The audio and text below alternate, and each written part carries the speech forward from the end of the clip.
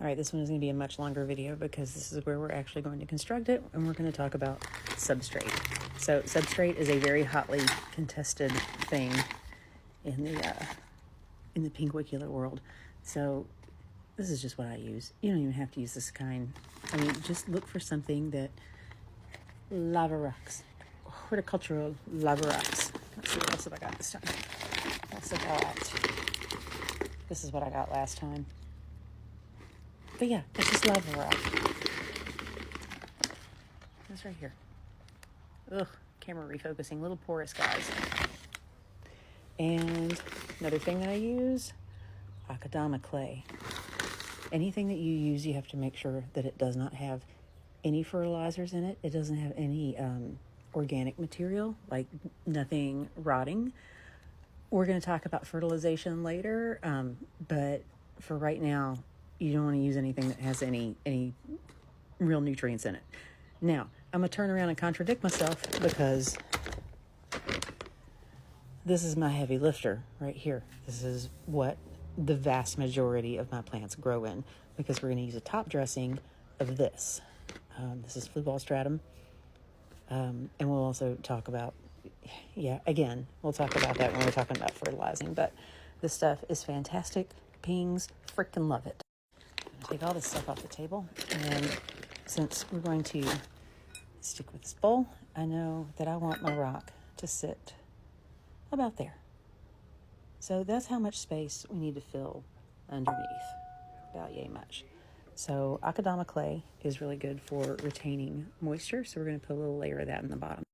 Now this layer is not going to be seen, neither is the next one, so we don't really care what it looks like. All right, so I got my clay and I got my lava. Well, some of it. It doesn't matter if this, you can mix it up if you want to. It doesn't matter. So this is where we're going to start playing bulldozer and trying to figure out how we're going to get our rocks to sit just where we want them to sit. And I am obviously going to need 2 hands for this, but you kind of get the idea. We're going to put some, actually that's not bad. I'm going to put a little more lava in this.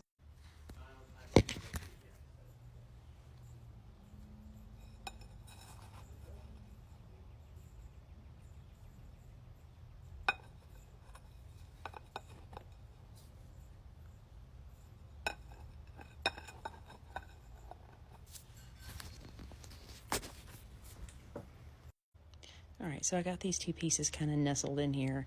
Now I'm going to finalize where I want them to go before I start locking them into place.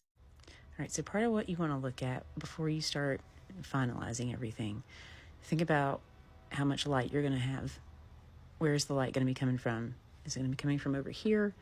If you put plants on this side and your light is coming from over here predominantly, the plants that are on this side are not going to get as much coloration and they're not going to get as much sun.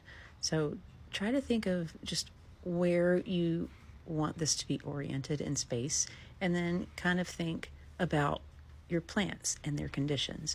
Do you have some plants that like it a little bit drier? Do you like some that like to have more constant water? Plan for where you want to put those.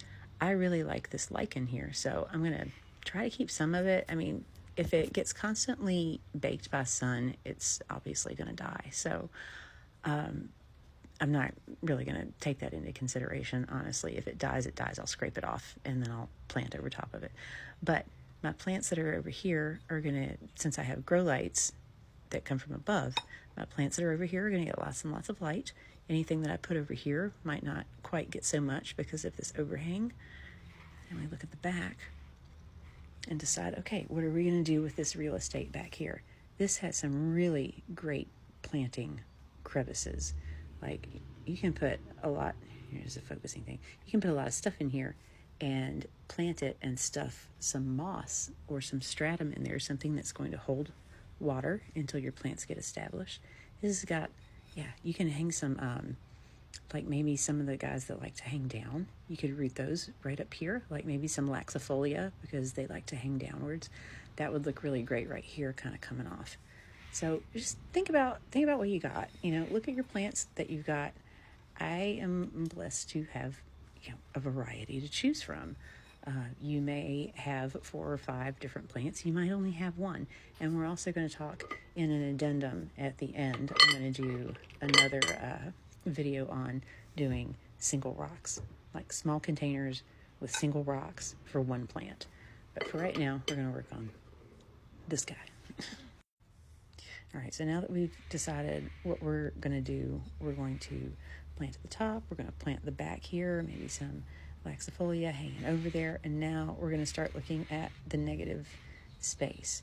What else can you put in here? Because every place that you have, some gaps is a place that you can plant something. Think of it as a landscape. You need ground cover, you need mediums, and you need talls sometimes, just like you're planting a garden. So I'm going to put stratum over here for this rock, and I'm going to put stratum over here, and we're going to plant some I can never say it. We're going to plant some bladderworts, and that's going to be our ground cover, because they are actually my favorite ground cover. All right, so I've thought about the direction of the light. I'm going to have light from above because I use grow lights. So my colored plants are going to be up here. These are going to get a little less light, maybe some greens, things that don't need quite as much color. Again, I'm going to talk about that when I talk about plant selection, because not all plants are created equal. There's some that are all green varieties, and they look really great, all green, and they're not going to need as much intense light as the pink ones or the purple ones will, and they're going to require very different companion plants too. So there's a lot to consider. How much light is your bowl getting is going to determine whether you want to get colored ones or if you want to get green ones. If you get green ones that do not require as much light, they tend to get a little bigger. So again, plant selection, think about it. We'll talk about it later once I decide what I'm actually going to put on this bowl, because right now I'm just talking about the substrate.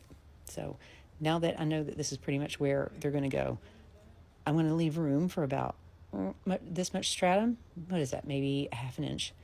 And the rest of it, I'm going to put lava rocks in. So BRB. All right, so I got some extra lava rocks in there.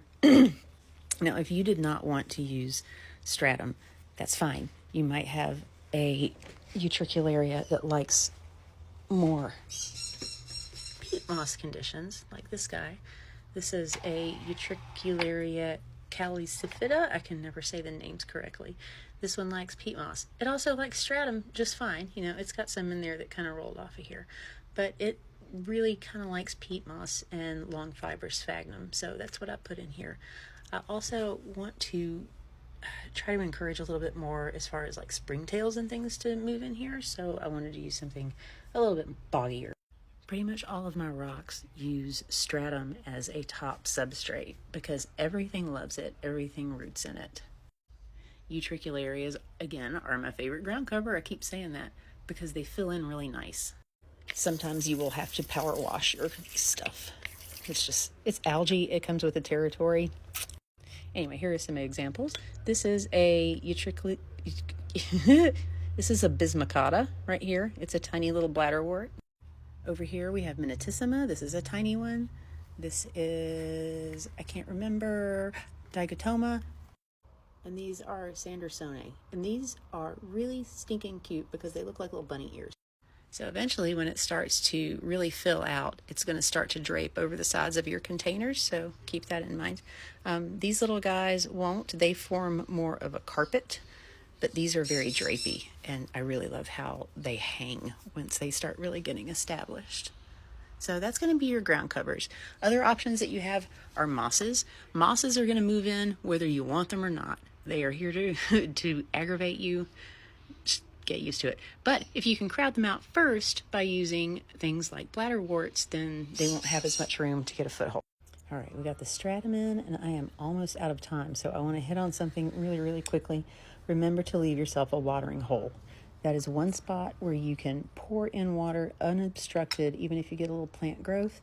I like to leave a little deeper spot because once moss grows in, sometimes they're just impossible to water. Like this stuff right here, if I pour water on this, it's just going to roll off. So I have to keep a bare spot on the rock up here, clear of moss, so that I can water it here and it will trickle down into the tray. Here's my watering hole on this one. Here's the watering hole on the cave